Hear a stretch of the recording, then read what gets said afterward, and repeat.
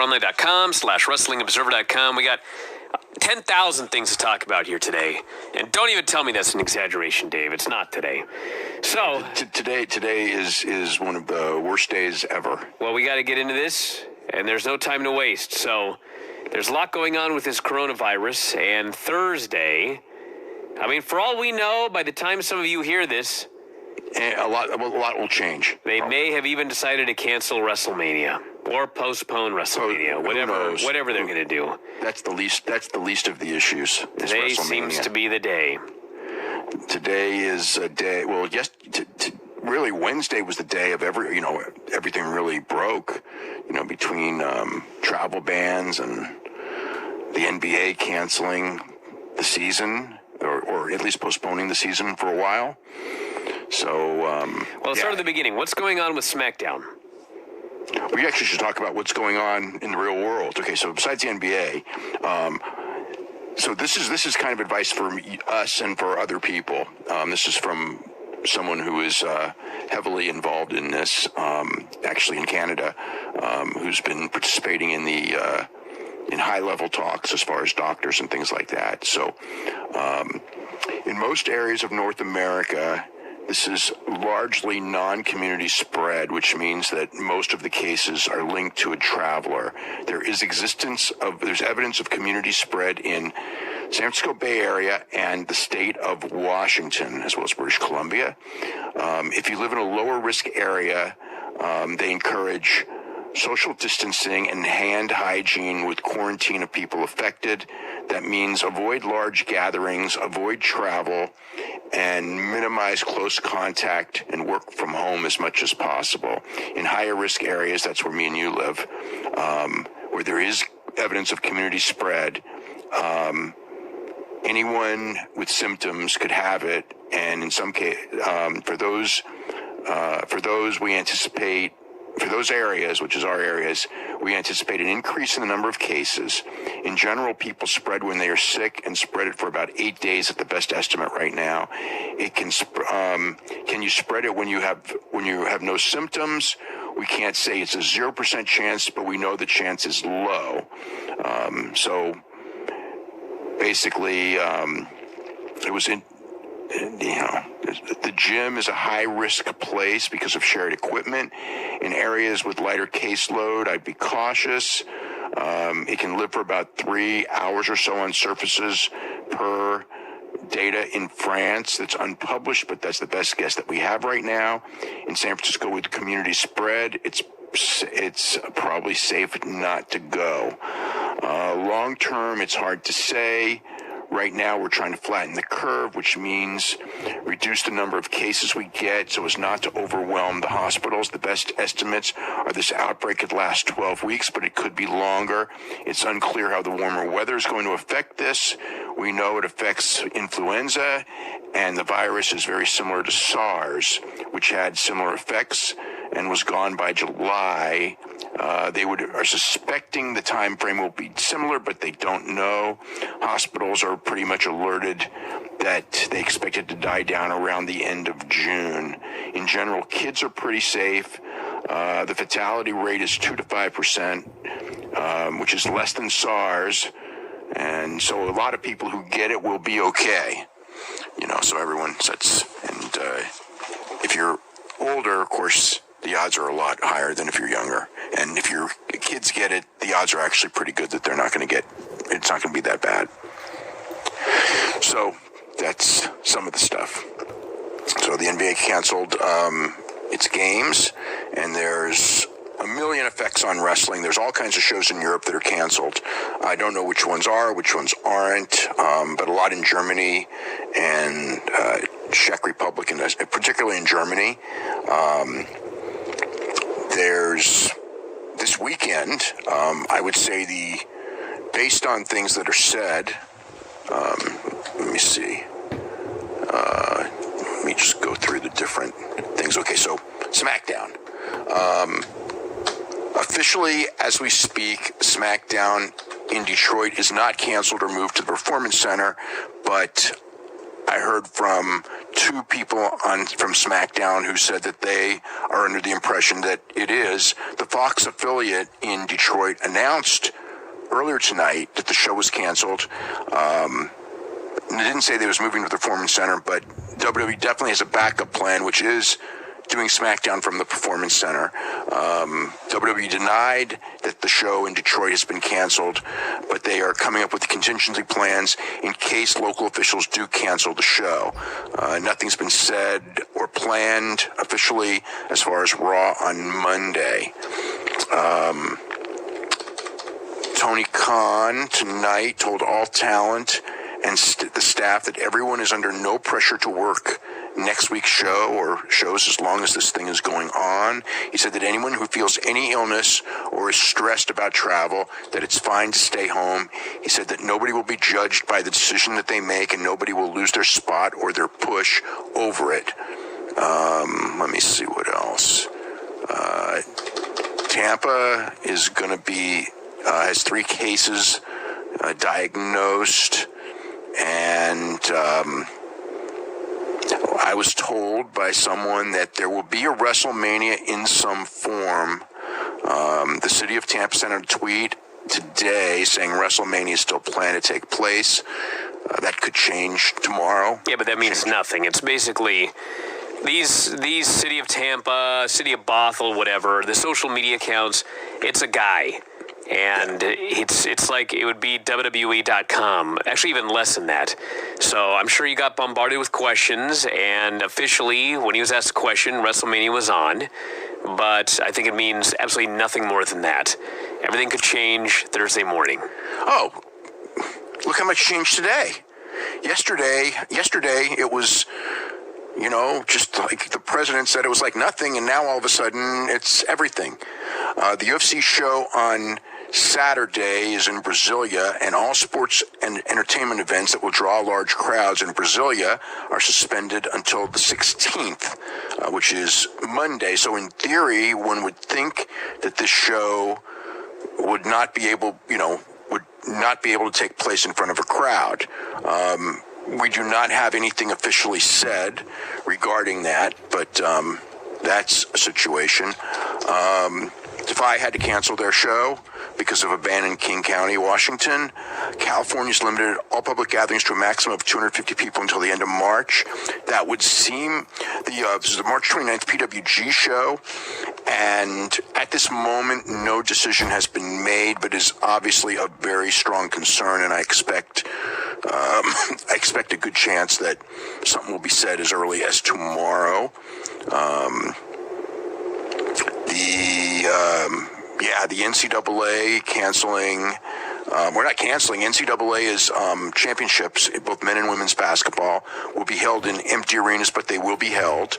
I believe, I don't know what's going to happen with the wrestling in Minnesota. That's in Minneapolis, which is in what day is it? The 19th to the 21st. So that one, that's a scary one because that's like a WrestleMania because it's a traveling show. Most of the people who are coming from all over the country, are flying in. It's not a Minneapolis-based crowd, like WrestleMania is not a Tampa-based crowd. So to me, especially when you're talking about 40,000 people, or WrestleMania that's probably going to be closer to 60,000 people, that's pretty scary.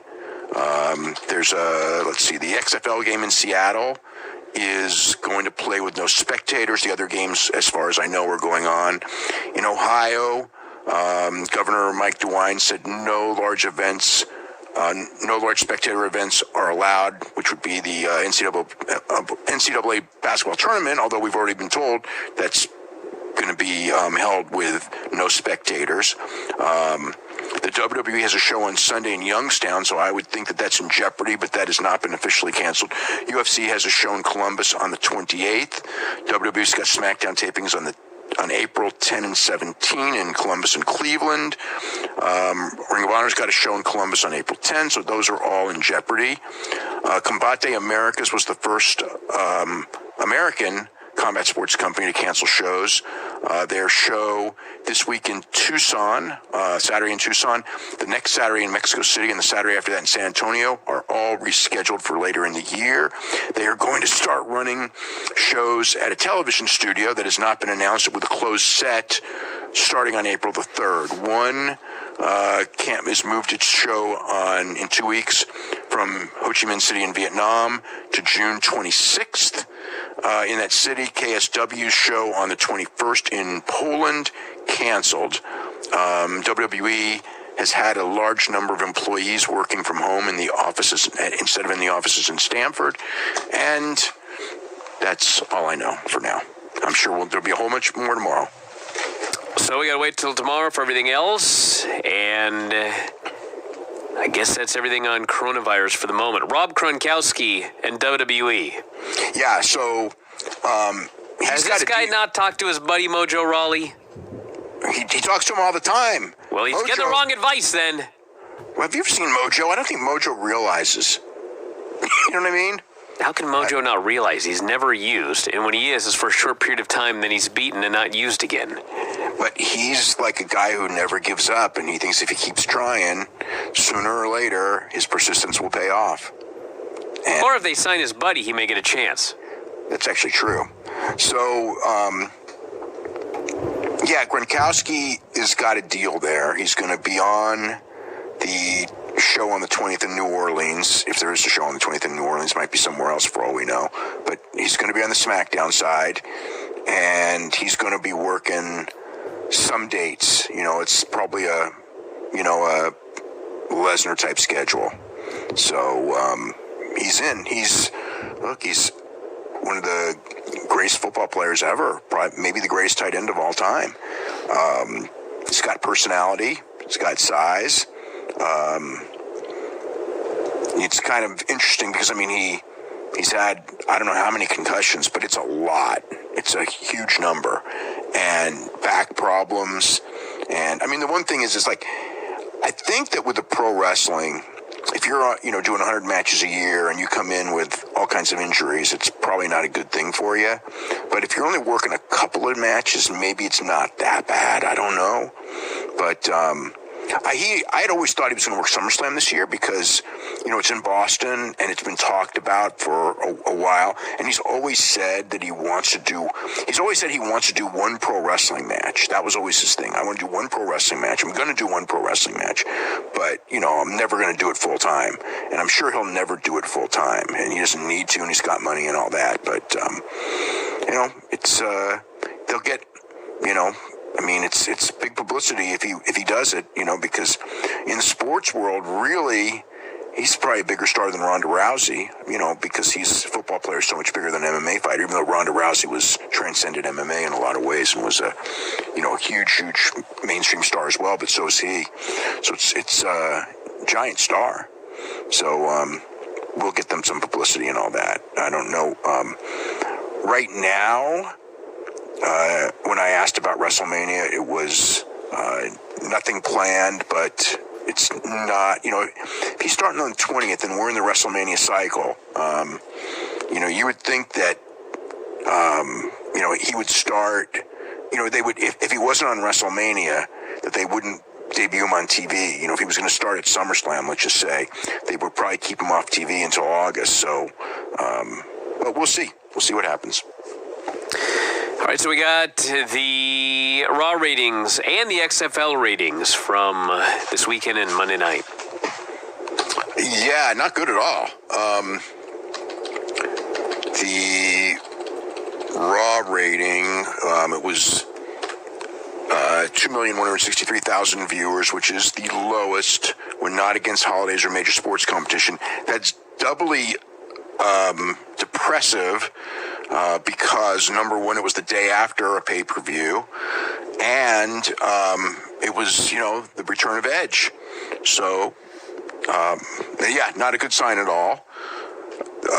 It was interesting because the first hour was the lowest first hour that that they've ever had, on a non-holiday show. I think there may have been, I'm not sure I think the only lower first hours were like when they had like the shows on Christmas and New Year's Eve a couple of years ago. Because even during football season, I don't think the first hour was ever as low as 2,157,000, but they held the audience better. It actually increased an hour too, with the peak being the Drew McIntyre and Eric Rowan match was the peak. And then the third hour was 2,109,000, which is beat a lot of third hours. So they held up tremendously well. So the people who watched, what I think the story is here. We got daylight savings too. Daylight savings is part of it, yeah. When there's daylight savings time, very often the second hour will beat the first hour, as happened here. But also, but the fact is that I think that when you get down to this level of viewers, you actually are pretty hardcore viewers that are more readily going to last for the 3 hours. Let's say if the first hour is 2.5 million, then a lot of those people, it's usually 400, 500,000, like 400,000 or 300, actually 300 to 400,000 would more likely drop during the show. But when you start at 2,157, you're not going to lose that many people because the people you would lose are just going like, those are the ones that you're going to lose. The super hardcore fans, you're not losing that quickly. So that's the story there. XFL numbers this is the first week where they were bad. Let me just get the situation there. So the ABC game was pretty much the same as last week. It was over 1.5 million, which is kind of like that borderline number where they don't really want to go below. The Fox game was down 17%. It's still at 1.5 million. So the point is where they're at today in week 5, they're still okay. But if they have a drop next week, like the drop this week, it's not good at all. FS1 was down 31% to 767, which is still okay. But if they drop, another 15% next week, that's no longer okay. ESPN did 833,000 in prime time. That's not okay. They didn't want to go below 1 million. And they were down 19% off of a game, even though they were in a better time slot. And last week's game was on ESPN2 rather than ESPN, the major ESPN station. So, it's if everything levels off at this level, they're okay. If there's another big drop, not okay. But the money losses are going to be bigger. But everyone's money losses are going to be bigger when you start having to, XFL's only revenue stream is essentially the live show, your only real revenue stream. I mean, there's probably some mail order merch and things like that, but essentially XFL, because they're not making any money off of television, their revenue comes from house show gates, and like one of the 4 shows this coming weekend is out because no spectators, and there may be, going forward the week after, all bets are off on what's going to happen from there. So an update from Monday, Razor does in fact have a torn biceps. Torn right biceps. It was when Montez Ford did the crossbody and he caught him. That's when the biceps went out. So, you called it right. So as far as what happens, probably not good timing. Don't know what's going to happen, whether they'll keep Akam out there. The last time one of those guys got hurt, which I think was, at that point, they just kept both of them out.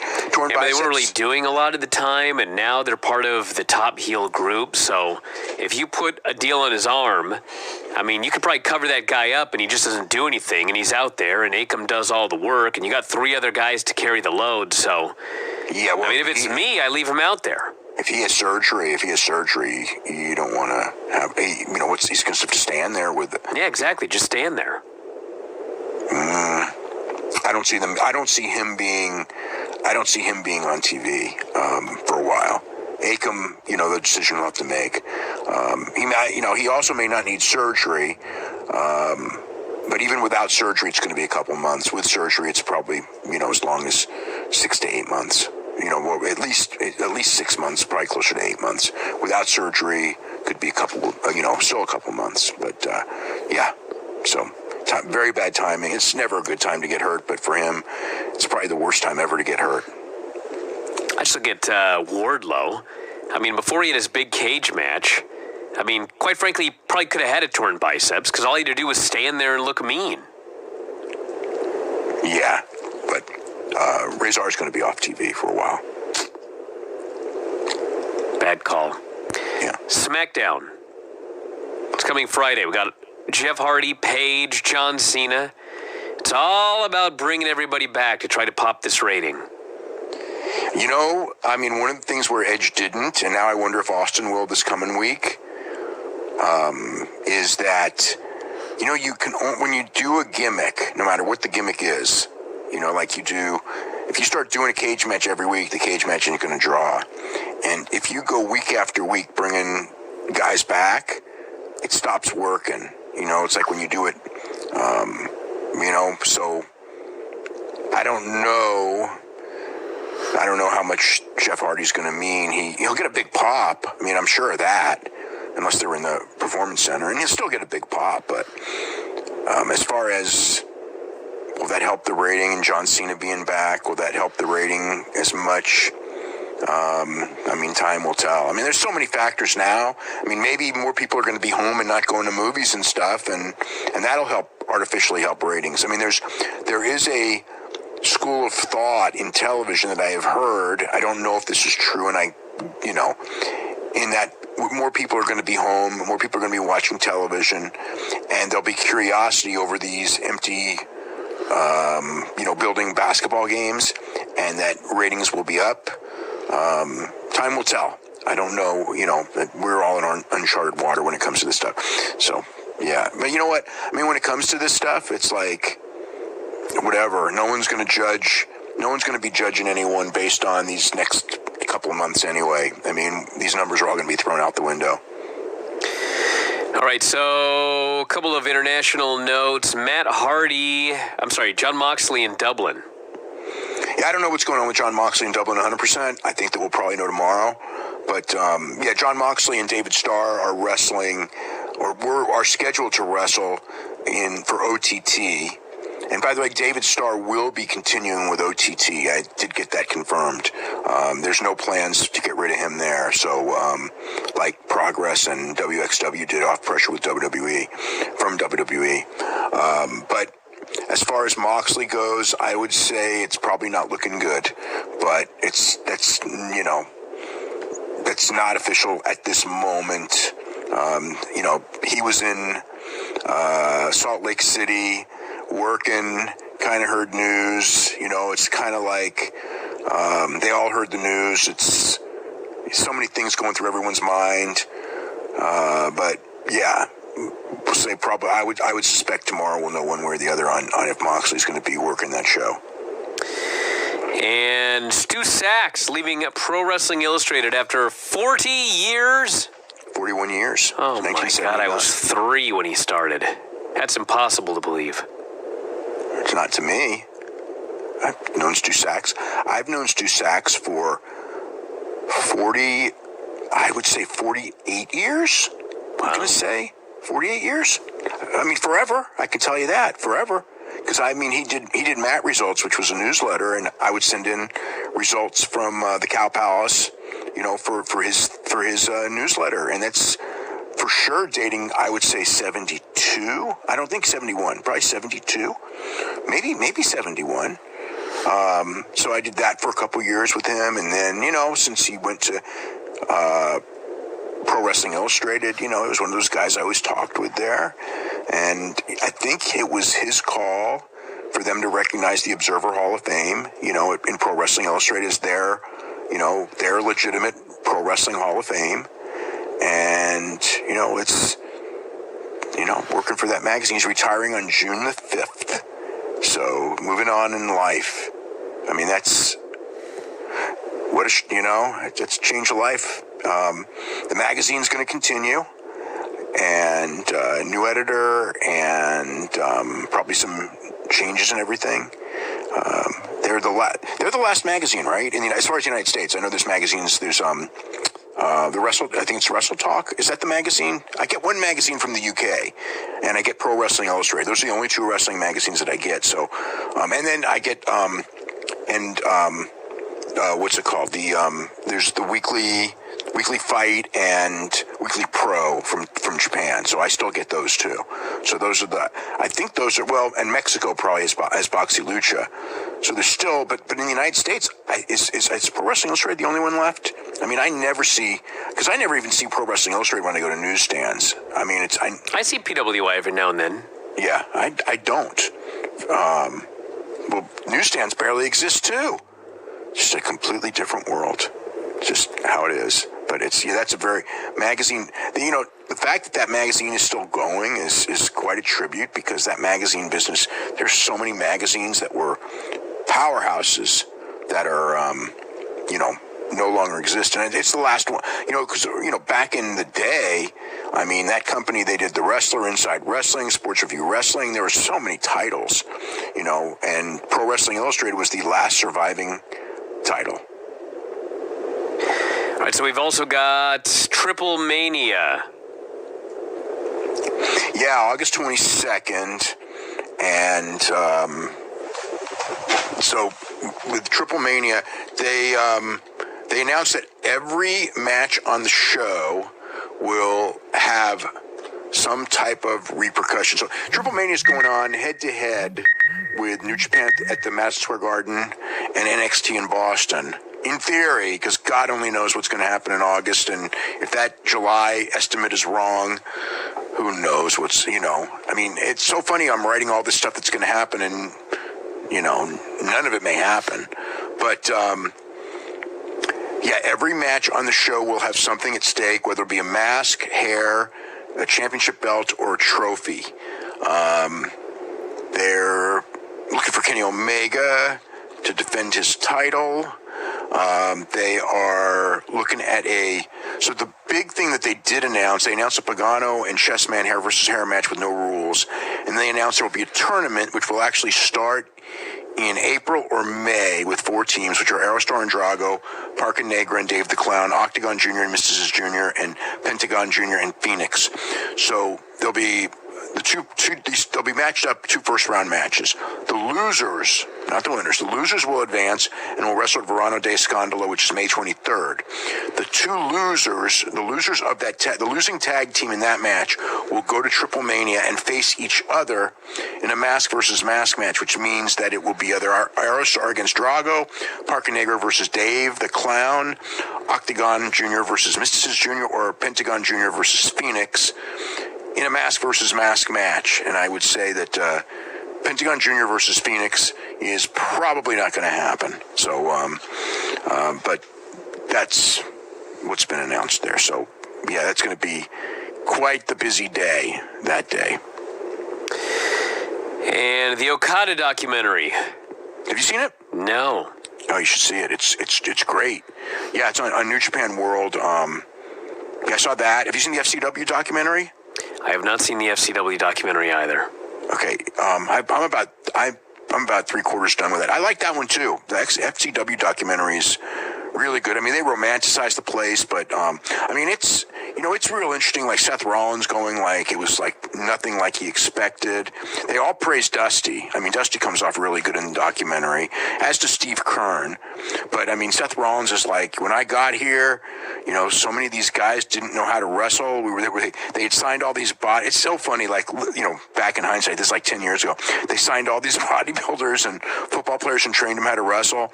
And so they were having, like you would do all of these like arm drags over and over again. And he was like, kind of like it's dangerous doing arm drags with people who don't know what you're doing all day long.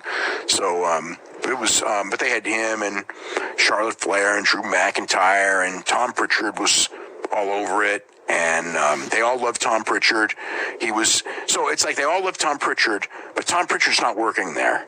I mean, it's like, I know what Tom Pritchard got, axed because he didn't believe that all those rings were, running at the same time were conducive to learning. And And he also was a supporter of OVW, which, John Laurinaitis moved everyone from OVW and closed it down, and Triple H was, wanted that out. So he kind of picked the wrong friends. But everybody just in there was talking about how great Dr. Tom is, and I'm just watching this going if Dr. Tom's so great and everyone says he's great, how come Dr. Tom's not there? That's the big question that you would ask watching that documentary, among other things. And Steve Kern, who's all over the documentary, he's not there anymore either. So, and Dusty's a different story, obviously. But everybody raved about it. And they had a whole bunch of clips. Roman Reigns is all over it too. There's even a clip of Kenny Omega in FCW. Wow. Just real quick. Yeah. They don't mention him. You just see him in the background. They don't say, they obviously put it in there. They obviously put it in there to show that he was there, but they did not identify him. So it's kind of oh my God, there's Kenny Omega. So, it's I think most people will like it. I think it's very good. So, Matt Hardy buried by the Young Bucks. Yeah, he was buried alive. Yeah. So he can be resurrected. So it looks like it's coming. Wasn't tonight. No. But the Exalted one's next week. The Exalted one is coming next week. In Rochester. And I think Brody Lee's coming in Rochester. At least I haven't heard no, and that's what I originally heard. Lance Archer started tonight with Jake. So Jake's guy is Lance Archer. So, yeah. What do you think of these two shows? It's very hard to concentrate, honestly, because of everything. But I didn't. There was not one blowaway match tonight like we've had, every week with big blowaway matches. There've been most of the stuff was good, reasonable to good, and a lot of wild brawls on both shows. The Gargano Ciampa had a really wild brawl. They ruined their freaking gym. My God. Yeah. Jesus Christ. I guess whatever. It made for good TV, but they ruined the gym. And what else did they ruin anything else? Yeah, they broke a door. They broke that window of the door. So they brawled all over. That was probably the highlight of the show. And we at least got the reason as to why Johnny Gargano remembers all those hideous things Ciampa did, which in fact is true. But everyone else forgot. And just because he was gone for 6 months doesn't mean you're supposed to forget everything that he did. And so that's kind of his deal there. And AEW, a bunch of crazy brawls. So Nick Jackson was there and got injured again. This was a worked injury, but they said he's out indefinitely. So I don't know what that means as far as the whatever it's called, blood and guts. And it's complete. So they announced the rules, and it's War Games. It's the exact. They've changed nothing. Nothing. It's the exact original War Games. The exact times of people coming in. Well, they did say last week, you may think you know the rules, but we'll find out for sure. Well, and in fact, we do know the rules. Yeah, it's Cody going with his father's creation with no changes. So those people who didn't like that WWE changed War Games, and you know what? I was fine that they changed War Games, even though I watched all those War Games. At the end with WCW, some of those War Games really sucked. But the original War Games, like in the 80s and early 90s, some of those matches were phenomenal, absolutely phenomenal. The one in Phoenix that I went to, oh, what a great one. And then the original one in Atlanta. And I remember, they were 4 to 5 star house show match War Games, every night during those tours. I remember when they came to I don't remember San Francisco or Oakland, but fucking they tore the house down with those War Games. Hey, listen, if you want to take the roof off that cage or whatever, because you want someone to fall off the cage every single time there's a War Games, whatever. But submit or surrender. Yeah. I don't want pinfalls in my War Games. I will say that the pinfalls were a way to get out of the submit or surrender. Yes. But this is going to be submit or surrender. Great. Yeah. It's going to be it's going to be quite the TV show, but God knows. In 2 weeks, who the hell knows? You know what I mean? Is New Jersey going to allow a gathering of 12,000 people or whatever? So hopefully hopefully they can do it. I mean, I'm sure eventually we're going to see this not called War Games. If whether it's in 2 weeks or whatever, we'll have to wait and see. But that's the rules. Show opened up with Tony interviewing Hangman since he needs a mystery partner for tonight, and both of the Bucks are there. And Hangman says, I need someone I know, that I've known for a long time, someone I believe in, someone I can trust. I would not, however, team with you, Matt, if you were the last guy on Earth. Maybe your younger and more talented brother. Did you bring your gear, Nick? And he leaves, and he says his partner's a secret, and Matt says, how could you ever team with that? He called him a douchebag. I can't remember what he called him. Something derogatory. Mm-hmm. Cody versus Ortiz had a fun match, and Ortiz hit this big top rope superplex. Cody tried to roll through into the crossroads. Ortiz avoided it, and then Cody chopped out his legs, put him in the figure four, and Ortiz tapped out. This was the match where... It was at figure four, then it was reversed, and then he reversed back. This was the match where Lance Archer came out, and him and Jake Roberts just came out, and they looked at the ring, and the fans chanted, holy shit, and that was it. That was all they did. So, just alerting you that is in fact Jake's guy. So that's it. I mean, not even a promo or anything. Nothing. Yeah. Match was fun. Crowd loved it. It was a fun match. A lot of interference by Santana, and I don't know. To me, like, they don't have enough time for all the characters, because you got Jake Roberts there and he doesn't do a promo. You don't got enough time. I mean, I'm not saying that I'm sure there's a reason he didn't, but you got Jake Roberts there. You should have him do a promo, but there's whatever. I mean, the time will come, and I'm sure Lance Archer and Cody are going to be wrestling at some point, maybe sooner than later. So Santana attacked Cody afterwards. Arn hit the ring. Kenny and Matt Jackson hit the ring. Jericho appears on the big screen, and he says, in 2 weeks at Blood and Guts, we're going to beat the hell out of you pumpkin-head dipshits. He says, you're probably wondering where Nick Jackson is. He's back here with a headache. And they show Nick. He's laying underneath a sliding bay door with blood coming out of his mouth. The door's on his head. And they rush back there, and they save him. And Jim Ross then says he's been taken to a medical facility. Should have said hospital. No kidding. But he's on his way to that medical facility. And as usual, they say we'll have an update, and we had no update. Well, I guess on the internet we actually did have an update saying that he's out indefinitely. So his wife's about to give birth, so I think that's part of it. And I believe he's also still injured. So I think it's just a waiting game. Maybe he'll be there, maybe he won't. Chris Statlander, Hikaru Shida versus B. Priestley and Nyla Rose. Crowd was quiet but respectful. They got into it. They got into it at the end, but it was actually one of the quietest crowds until the end. And there were points in this match that were not good at all, but by the end it was all right. But there were some points early that were pretty bad. A couple of botched spots. B missed 2 springboards in a row. Then Statlander sent her outside. Nyla killed her with a lariat. Shida ran wild on both, but then Nyla speared her, hit the beast bomb, and got the pin. And then afterwards, B turned on Nyla and laid her out, held up the title. So I guess that's going to be whatever stopgap match they need between now and the pay-per-view for a title match. Yep. Clips of Revolution. And then Chris Daniels did a Dark Order spoof video and basically said the Dark Order started out strong, then they ran in SCU. They made goofy videos, but the reality says there is no Exalted One. I think that we established that there is. He challenged Uno and Stu Grayson to singles matches on Dark Dynamite pay-per-view. So there was, Daniels wrestled Stu Grayson tonight for Dark. So that's the first one. So I guess the next one's got to be next week, because they already announced the Exalted One will be there next week. His stipulation was, I want to wrestle both of you, and when I beat you both and the Exalted One fails to come out, that will prove that the Exalted One does not exist. Yeah, so this,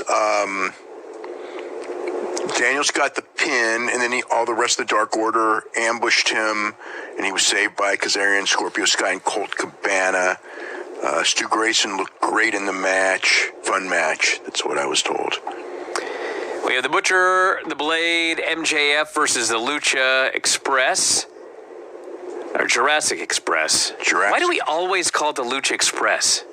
I never call them the Lucha Express. I always call them the Jurassic Experience, which is also wrong, but I've never called them the Lucha Express. I think there was a Lucha Express a few weeks ago because it was mentioned. Okay. One way or the other. Luchasaurus, that might be why. He's very popular. Everyone chants his name. And Jungle Boy made a great comeback. He looked good. He looked good tonight, boy. Luchasaurus hit a giant step-up dive over the top to the outside. Holy shit chance. Tried to hit MJF with a moonsault. How much of that leg was selling and how much was... I think it was all selling because they worked his leg over for like half the match. Yeah, and plus he sold the leg and then he got in the ring and immediately did a standing moonsault, which is not easy to do at that size if you actually have a bad leg. But then he was selling the leg again. Yeah. So Marco flipped his lid on MJF in the corner, told Jungle Boy to go up top, but the bunny took the ref. Jungle Boy got tossed off the top. MJF grabbed Marco, puts him in the Fujiwara armbar, gets a submission. Fun match. Yeah, a lot of heat. And, entertaining match for sure. Another Darby video. He's wearing a Jericho mask. He buries somebody wearing a Sammy mask in a body bag, drags it around his yard. So a lot of burying here in AEW lately. Did you see you didn't see the, did you see the Matt Hardy video? I mean, we're talking about it. He got buried. Yeah, no, but there was when Matt Hardy asked the Young Bucks to bury him, Matt Jackson goes, and this is really actually well done. He goes, "You mean you want to what's the word? You mean you want us to book you really badly?" And then Matt goes, "Oh, I have plenty of experience in that." So that was pretty good. We have Tony with Britt Baker, and apparently, Tony actually likes Britt Baker in storyline because later he's accused of... Maybe it's because she's cute. So, anyway, they're doing this little thing, and she's burying all the fans. High BMIs here in Salt Lake City, poor oral health. And she's talking about how you can get that job promotion. You can become the janitor, the plumber, the dental assistant. I like that dental assistant. That was a good line. We can all achieve greatness. She suggests they're all inbreds. So, finally out comes Big Swole, and she says, all you do is talk. You're irrelevant.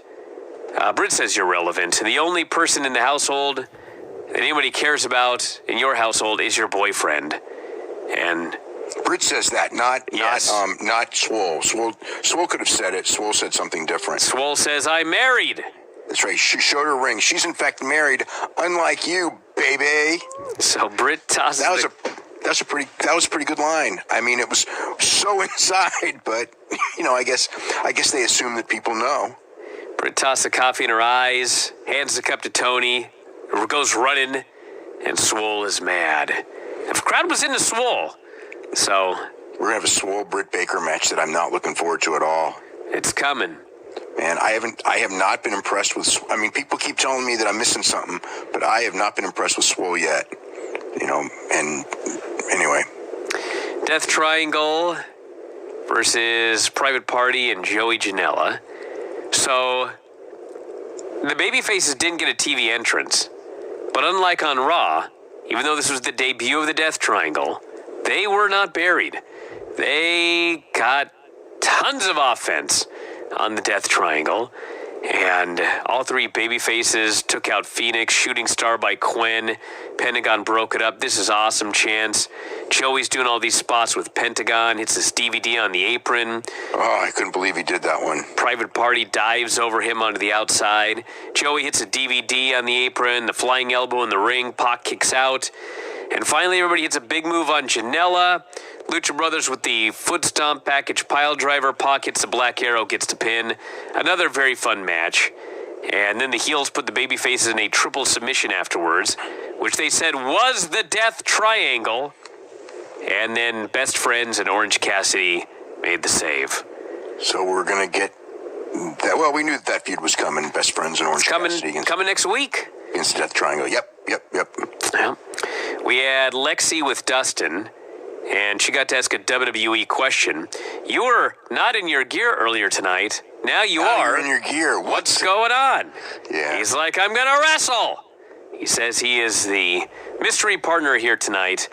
And he says, we're fixing to kick Inner Circle's ass and do some cowboy shit. And off he goes. Place goes crazy. We have Twitter videos from fans who want to be Sean Spears' partner. This is straight out of Tough Enough. Oh yeah, they would show the fan videos. Some of the guys are in there were well-known indie guys, and some of the guys were not. So yeah, I don't think any of these guys are going to be Sean Spears' partner, though. So next week, Death Triangle versus Best Friends, debut of the Exalted One, and it is the Inner Circle versus the Elite in a 6-man tag. So Nick doesn't have to be there. And the winners have the man advantage. Right, which means that the heels have to win. Yes. Yes. They better win. Don't do Impact on me. That's all I'm asking. The only person who's ever that I am aware of who's ever booked in this situation the babyface to win is Russo, because it is in fact too predictable. But there's a reason it's predictable, because the psychology goes completely out the window if the babyface have the man advantage, and then don't kill the heels, because it's just whatever. So unfortunately, the coin flip works better, because then the babyfaces don't have to lose the week before. But I think the one way that the babyfaces can win the coin flip is if the two guys start, and when the second babyface is going to come in, he gets killed, and he never makes it in. So then a heel comes out third, so it's a disadvantage, and they get the disadvantage throughout the entire... So you could do it, but that's the only way. Yeah. It's the only way it can be done. Yeah, but then you got to wait, well, I guess it's only 2 minutes, so it's not that bad. We got Jim Ross with John Moxley, who is recovering from being powerbombed off the stage.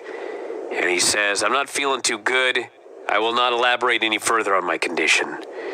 Says this whole game has been about one thing. Who is winning this game? And Ross says, well, they have the odds advantage. Moxley says, if you want this belt, you guys can come get it. Challenges Jake Hager. Moxley says, this guy's hit me harder than anybody else ever hit me in my life. But he's just another guy here in AEW. And he says he'll be there in Newark, wouldn't miss it for the world. Inner Circle tried to end his career, but they didn't. Now they have to take out the Elite, but he is in the blind spot. And if Jericho is as smart as he thinks he is, he should be very afraid. Then we have the main event. Dustin and the Hangman versus Jericho and Sammy. And they had another fun match. Hangman got the tag after the break. Fans were just going crazy for this guy. Breaks down into a 4-way. Dustin does this giant high cross onto Jericho and Sammy on the inside. Hangman does a moonsault off the post on the Inner Circle outside. Finish of this match was just awesome. So Hangman's going to hit Sammy with the buckshot, but Jericho yanks him off the apron. So Hangman lands on the ground. He kills Jericho with a lariat. He gets back up on the apron. Dustin in the ring hits a destroyer on Sammy. Sammy stumbles into the ropes, and on the way back out, the buckshot hits him for the pin. He goes inside out. It's just a great finish. And then afterwards, the Elite attacked Hangman and Dustin. Or not the Elite, the Inner Circle. Kenny Omega runs down to make the save with a cast on his hand. Yeah. Jericho lays him out. Cody comes down. Hager lays him out. They're dragging Hangman up to the top of the ramp. They're going to do the Shield powerbomb. But then Matt Jackson returns, runs wild, beats up everybody, and then he goes face-to-face with the Hangman, and he flips him off. But in doing so, he's distracted, and he turns around into a chair shot from Jericho. Jericho lays out Hangman, and the Inner Circle pose on the bodies of the Elite. Jericho also laid out Page with a chair shot. Yep, so sets up blood and guts, and I didn't like those chair shots to the head at all. Well, I know for sure. Well, the Page one, he definitely got Page got his hands up. I couldn't tell. Yeah, with Matt, I couldn't tell. Matt because of the angle. The angle was bad. I hope, and that it was done in a safe way, but I couldn't. Yeah, but I just don't like it just because they did that with Sean Spears safely, and and Cody, and it was not so safe after all. But yeah, Page had his hands up for sure. NXT was from the Performance Center this week, which looked fine. I mean, It looked. I mean, like if you didn't tell people, I don't think they would know the difference. It looked slightly smaller than they've set up Full Sail to look. Well, yeah, but only slightly. There's less people, but the look of the building, they made it look very similar. You know, lighting was seats good. Yeah. So I mean, it didn't look like a gym. It looked like a little arena. So that was fine. We had Cameron Grimes, Keith Lee for the North American title. I really liked this match. Cameron Grimes is so good. He's a great worker, yeah. And just had a really fun match. Superplex spot off the top. Lee hit his running high cross, started his comeback, striking battle. Grimes hit his slow motion German on this giant dude. Goes for the double foot stomp. It's countered. Lee hits the pounce. Big Bang Catastrophe gets the pin. So afterwards, he's celebrating. And Damian Priest hits the ring, waffles him from behind with his nightstick, knocks the dude out. Dijakovic hits the ring. He runs off Damian Priest. He picks up the belt, goes to help up Keith Lee. Keith attacks him, gives him the spirit bomb. Now, the story is that Keith never saw who hit him. Right. So he thought it was Dijakovic. But believe it or not, the only announcer that figured that out was, of all people, Beth Phoenix.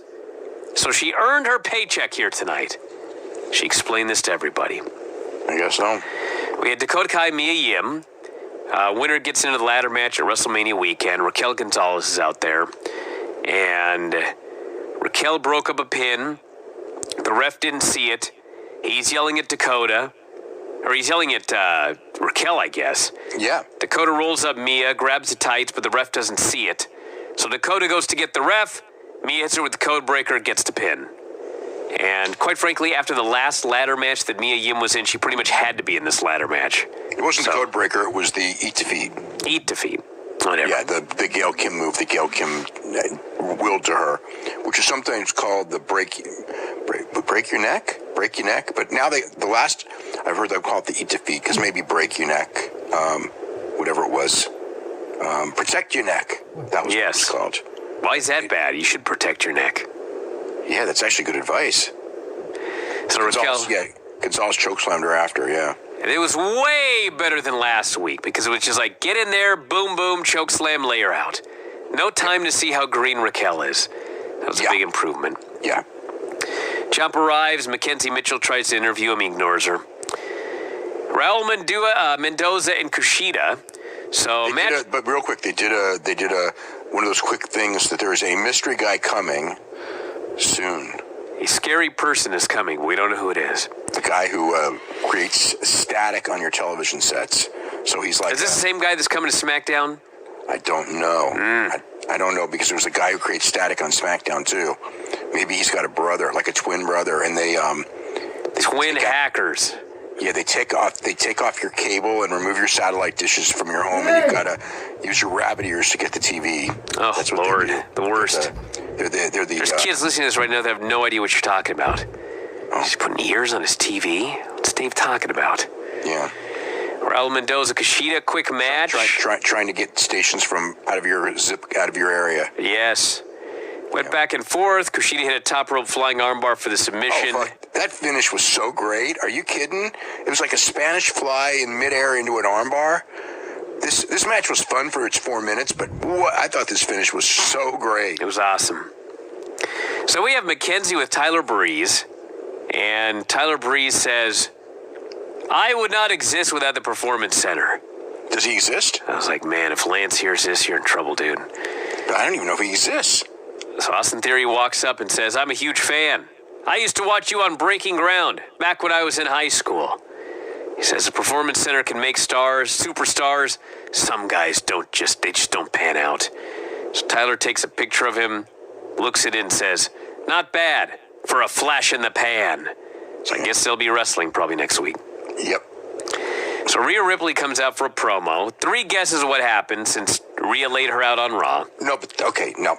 Beth Phoenix said one of the this is like so WWE. Did you realize that the NXT title being defended at WrestleMania is a history-making moment for women in general?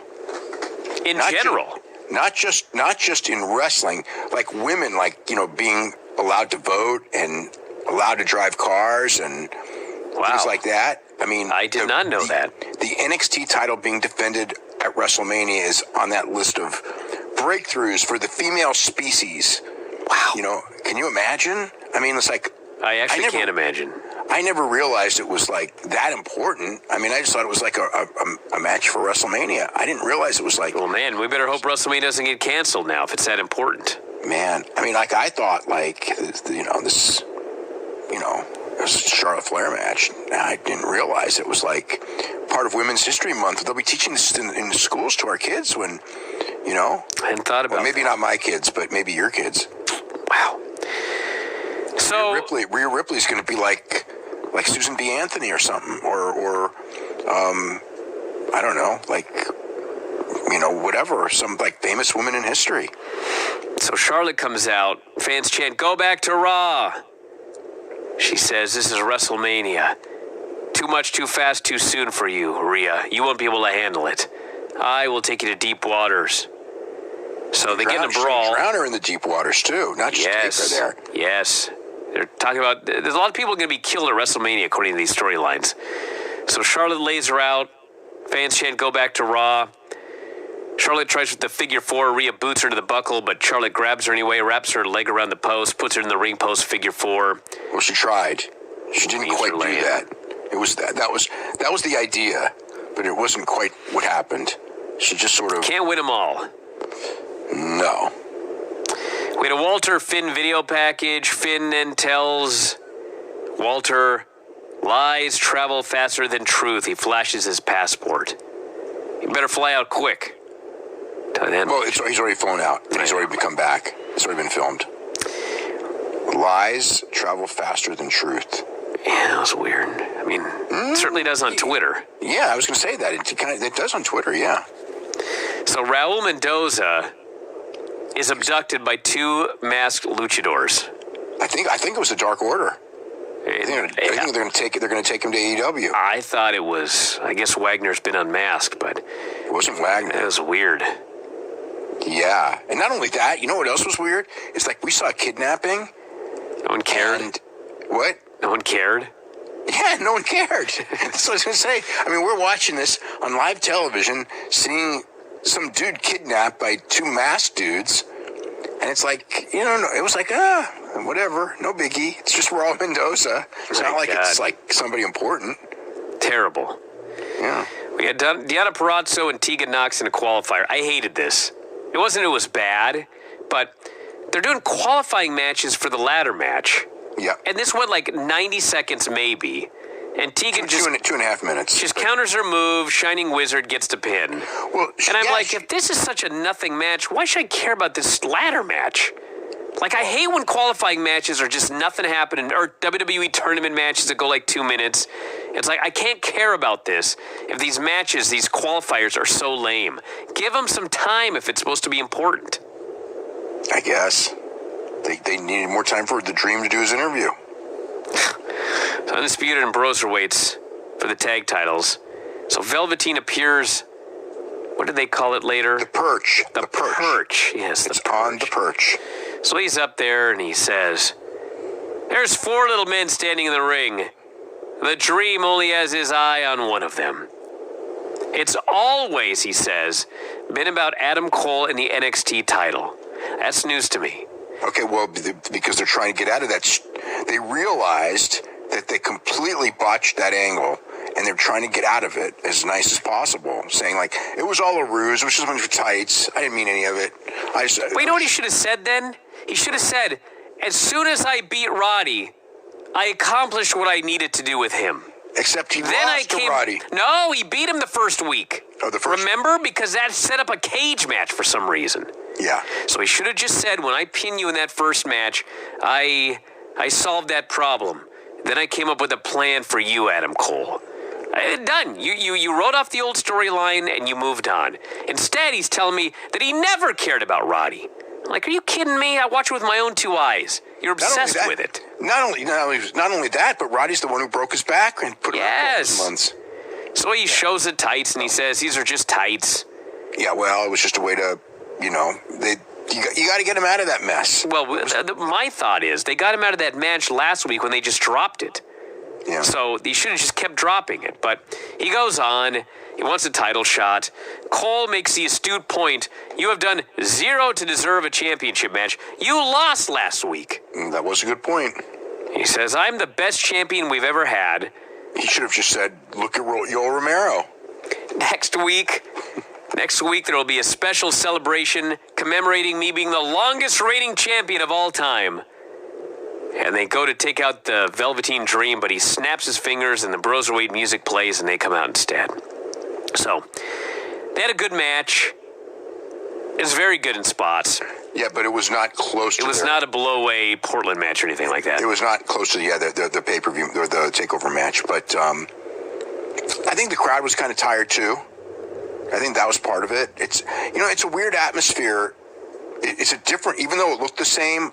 I felt the crowd, and it was the same people. There was all the NXT regulars, but I felt that like their reactions were different than from like a listen. Full Sail. I realize that you can't just do the same antiquated tag team formula for like every match, but there is a reason that formula was used for 60 years or whatever. Yeah, because it makes sense and it's easy to get heat. Yes, this match here was like, what was the story of the match? It was just like they just tag, move. There were cool moves and everything like that, but there was no story to the match. There was no building drama. It was like there were 10 hot tags in this match, and I think the fans were just watching moves.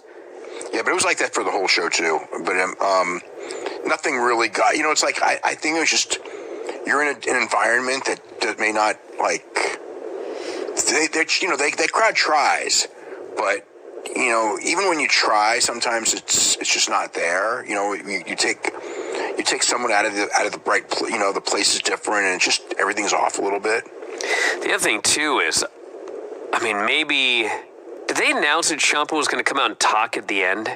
No, not that I'm aware of. Okay, because I was watching this, and I'm watching the clock. Yeah, I'm thinking it's going to be a 30-minute match. Yeah, we're like an hour and 40 minutes in, and I'm thinking there's no way they're going another 25 minutes. And then I was kind of zoning out of the match because I was like, God damn, this match is going to go forever. But then all of a sudden they pin O'Reilly. It still went a long time. It went a long time, but it didn't go, an hour. So they pin O'Reilly, and they go to commercial, they come back, and Ciampa's in the ring for a promo. And he's doing this promo, and Johnny appears on the big screen. He won't come down to the ring. And he says, the fans may have forgotten what you did over the past 3 years. To me, to all of them, you're the worst person in NXT. Ciampa's heard enough, and he storms backstage. They have this wild brawl. Johnny's head goes through the wall. They're destroying these pictures. Ciampa throws a weight and destroys one of the mirrors. They're destroying the Performance Center. I'm just like, are you tearing this place down and building a new one, or what's going on? Yeah. They brawl out again by the crowd. They end up on the perch. What? I finally got my tour of the Performance Center. We did. That was one cool thing about this. I got a nice little tour of the Performance Center. I know. They've asked me for how many years has it been? Like 4 years, 3 years? Come to Orlando. Take you on a tour of the Performance Center, and then. The only thing is, it's always like it's like the first time. I don't even remember what it was. I just couldn't go, but I forgot what. And then when I did go, they were so busy because it was WrestleMania week, so I knew that I wasn't going to get a tour of the Performance Center that week because everyone had other things to do. And then the last time they asked me to come was October the 2nd, which was like, you know what I mean? Of all days. It was very nice. It's like, we're doing a big tour of the Performance Center on October the 2nd, which is the day that, that first AEW television show was. But anyway, if I can figure out a way to go to Orlando on a Wednesday, any Wednesday, I could probably get a tour of the Performance Center. Or maybe maybe not on a Wednesday now, huh? It'd have to be on like a Tuesday. Now that I think about it, because Wednesday they go. Dave, there's no good day for you to go to the Performance Center. You know this. I know. I wish there was, but at least now I know it looks like just a nice gym. So So they're brawling all over the place, end up on the perch, and Ciampa grabs him, gives him Project Ciampa, sends him through the table. It looked like a bad landing for Johnny. Hopefully he was just selling. Well, they laid there dead until the show went off the air. And quite frankly, either Triple H or Regal needs to make a very serious ruling about this feud. I wonder if they're actually going to do Loser Leaves Town. God, I hope not, because that means one of them's got to go to the main. Or it just means Johnny's going to work at the Performance Center. You mean like retire? Yeah. I hope not. I don't want to see the guy retire, but if you look at how many matches he's wrestled the last year, he's got a lot of injuries. He loves working as a trainer. Yeah, he's had I don't think it's out of the realm of possibility that that's what he wants to do. Ciampa doesn't have a lot of time left either, maybe. Ciampa's got a bat, I shouldn't say that, but, Ciampa's had more injuries than Johnny, I think. They've both been out a lot. But, yeah, Johnny... But I heard, wasn't it like a couple of weeks ago where Johnny said, like, he's better and he's fine and he's going to be working house shows? And he did work some house shows for a while. Which, because for a long, long time, he was only working selected TV dates and takeovers. Like just only a few matches. Yeah. So that was it. That was the show, and